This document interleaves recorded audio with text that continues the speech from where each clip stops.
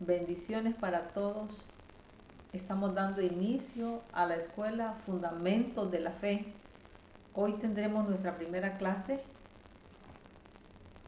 y el tema para hoy es el pecado y sus consecuencias.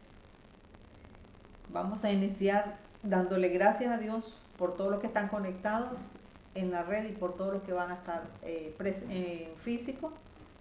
Esperamos que al final de este curso, que serán 9 clases en total, hayamos tenido una visión más amplia de lo que Dios quiere para nosotros. Empecemos con la clase 1, el pecado y sus consecuencias. Es triste saber que hay muchas personas que tienen una idea distorsionada de lo que es el pecado.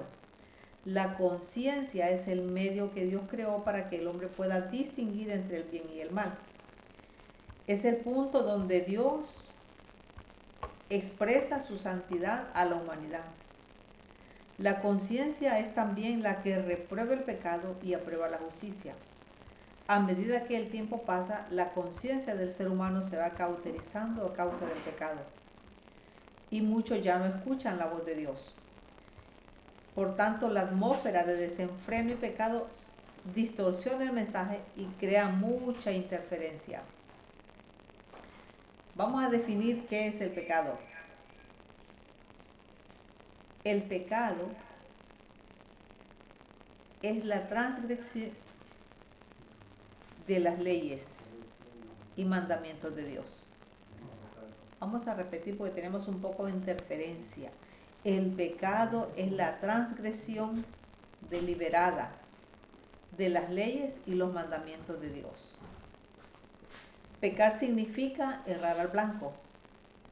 El espíritu del ser humano anhela a Dios desesperadamente, pero a veces elegimos caminos que cada vez nos alejan más de Dios y nos alejan de su voluntad. Y debido a eso terminamos cayendo en lo que es la religión, en la idolatría y en tradiciones. Pero la palabra de Dios nos dice que Jesús es el único camino para llegar al Padre. Eso lo encontramos en el Evangelio según San Juan, capítulo 14, verso 6. Sin embargo, hoy en día la psicología, la psiquiatría y aún la sociedad moderna tratan de mostrar más caminos alternativos, los cuales llevan al pecado, aun cuando se le disfrace con nombres sofisticados. Por ejemplo, al alcoholismo le dicen enfermedad social. A la homosexualidad le llaman estilo de vida alternativo. Al aborto lo llaman derecho de elegir. A la drogadicción le llaman enfermedad mental. A la pornografía la llaman ayudas audiovisuales. Pero, ¿cómo le llama Jesús al alcoholismo? Le llama pecado. ¿Cómo le llama a la homosexualidad? Le llama pecado. El aborto es pecado. Sin embargo, aunque Dios odia al pecado, Dios ama al pecador y no quiere que nadie se pierda. Afinar nuestros oídos para escuchar la voz de nuestra conciencia y ser fiel para actuar conforme a lo que ella nos está diciendo. Ese es el primer paso para vivir en santidad. ¿Usted ha tomado alguna vez una decisión y luego se ha sentido mal? ¿Ha sentido que la voz de su conciencia le dice lo que hiciste estuvo mal? Bueno, ese es Dios hablándole a su conciencia. Es hora de que cada persona empiece a ver las cosas como Dios las ve. Él quiere un pueblo limpio que no se envuelva en pensamientos mundanos y pecaminosos, distorsionando la verdad de Dios. Hasta aquí estamos hablando de lo que es el pecado y sus consecuencias. Hoy vamos a aprender qué es el pecado y cuáles son las consecuencias, pero comencemos sabiendo dónde y cómo se originó el pecado. Según Génesis capítulo 1, en el verso 26, dice la palabra: entonces dijo Dios, hagamos al hombre a nuestra imagen, conforme a nuestra semejanza, y señoree en los peces del mar, en las aves de los cielos, en las bestias, en toda la tierra y en todo animal que se arrastra sobre la tierra. Cuando Dios creó la tierra, creó al hombre. Él creó varón y hembra. Eso es Génesis 1:27. A su imagen y a su semejanza los creó para que señorearan sobre toda la creación, menos sobre otro ser humano. En Edén todo era bueno. No había depresión, no habían enfermedades, no había dolor. El propósito de Dios siempre fue crear al hombre para que habitara en felicidad y en abundancia. Sin embargo, el plan de Satanás fue y sigue siendo destruir a la raza humana. Porque somos la imagen de Dios y somos los llamados a adorarle en espíritu y en verdad. El enemigo tentó a Adán y a Eva proponiéndoles de forma muy disimulada que se independizaran de Dios. Sin embargo, la humanidad no fue creada con la habilidad de gobernarse a sí misma. Aunque sí tiene libre albedrío, puede escoger a qué reino servir. Puede escoger sí o no. El reino de los cielos es donde el único Señor es Dios. ¿Cómo ocurrió la tentación? Vamos a mirar en Génesis 3:4. Entonces la serpiente le dijo a la mujer: no moriréis. El relato bíblico nos dice que la serpiente es una representación de Satanás, quien tentó a Eva con dos argumentos. Uno, le dijo: no morirán si comen del fruto prohibido. Dos, ustedes serán como Dios y van a conocer el bien y el mal. Lo que Satanás le dice a la raza humana es: conviértete en tu propio juez.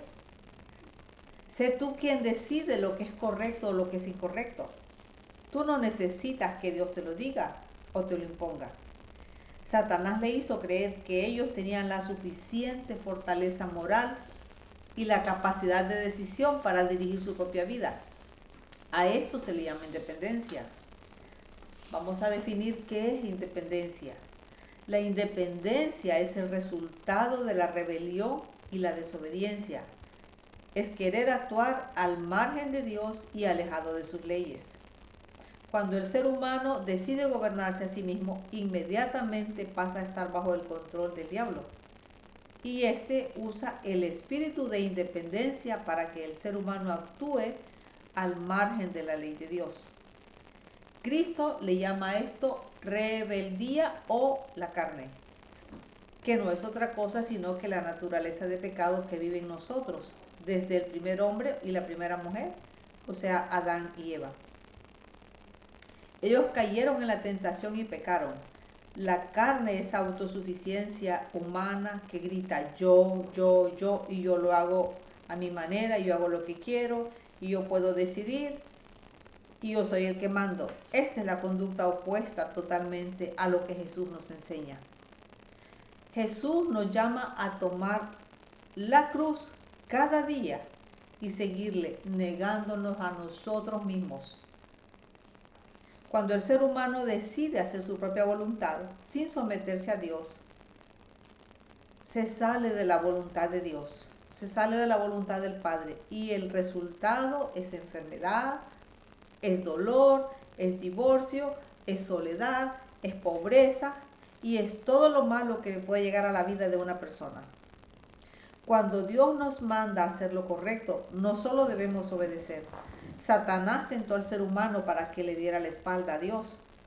Por eso, cuando Adán y Eva cayeron en su trampa, la protección que estaba sobre ellos automáticamente les fue quitada. Ahora, ¿qué le pasó a la humanidad a causa de la independencia? Vamos a ver qué le pasó a la humanidad a causa de la independencia. 1, perdieron la protección de Dios. 2, perdieron la presencia de Dios porque ésta fue removida. La vida y la comunión con el Padre también fue cortada. El pecado y la independencia fueron dolorosos y desastrosos para la raza humana.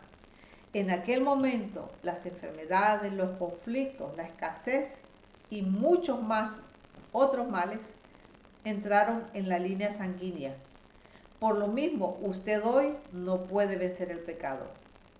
No podemos vencer el pecado en nuestras propias fuerzas, porque tenemos una herencia genética a causa del pecado de Adán en nuestra vida. Entonces, ¿qué hacemos? Necesitamos a Dios. Yo necesito a Dios, usted necesita a Dios. Todos aquí necesitamos a Dios. Veamos entonces cómo es que el pecado entró en la humanidad. Dice la Biblia que el pecado entró a la humanidad por medio de un hombre, y eso fue con la caída de Adán. Vino la iniquidad para la humanidad y desde entonces todos nacemos cargando una marca de pecado. Tome nota, escriba, grabe las siguientes lecturas que vamos a estar estudiando. Vamos a ver Romanos 5, 12. Romanos capítulo 5, verso 12.